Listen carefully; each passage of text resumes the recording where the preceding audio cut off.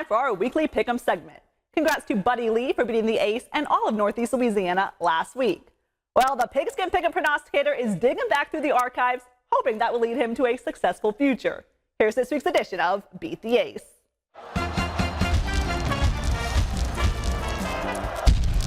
Hello, chumps. Welcome to one of the most secured areas in KNOE. It's the Sports Vault. You don't need a key, but you gotta like a little dust. Because this place needed a playoff win in a long, long time. West Washington making history. The Chiefs celebrating the school's 4th ever playoff win.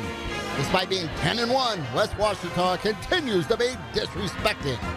Here, we've been looked down here for a long time, but I don't think that bothers our guys. 10-1 Central's a massive problem, and unfortunately, West Washington's historic run ends.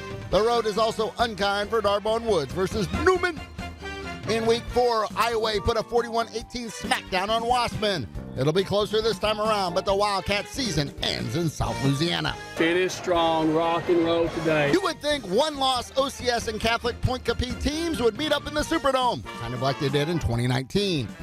That's not the case this season. It's a second-round showdown with the Eagles soaring away with a win against the 6th seed. Ruston, Zachary have a short but rich history. You really do feel like that's a team that you're going to have to beat to win it all, and it just so happens to be in the second round this year. The Bearcats with a 2-1 overall edge with a victory over the Broncos in last year's title game.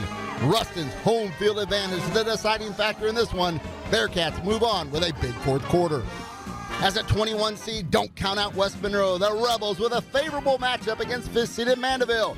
In the game of the night, the Rebs win a squeaker. That will not be the case down in Mangum. I like the Dragons over West St. John. This is our time. This is our moment. Adrian Burnett's Patriots race to the quarters with a victory against Bruley. Look what we found in the archives, an oldie but goodie from 2013. Takes real courage to strut into someone's house and predict them to lose. But as you know by now, I am fearless, but so are the Warriors. It was an historic win. St. Frederick beat Southern Lab in the semis and in the process proved the Pigskin Picking Prognosticator doesn't know squat. In 2022, the Warriors were within 1 yard of taking down the traditional power.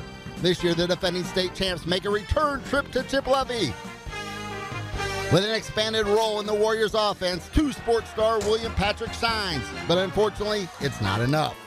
The opening rounds have not been kind to Neville. There's one thing I did say, is this, we've laid an egg the last 2 years.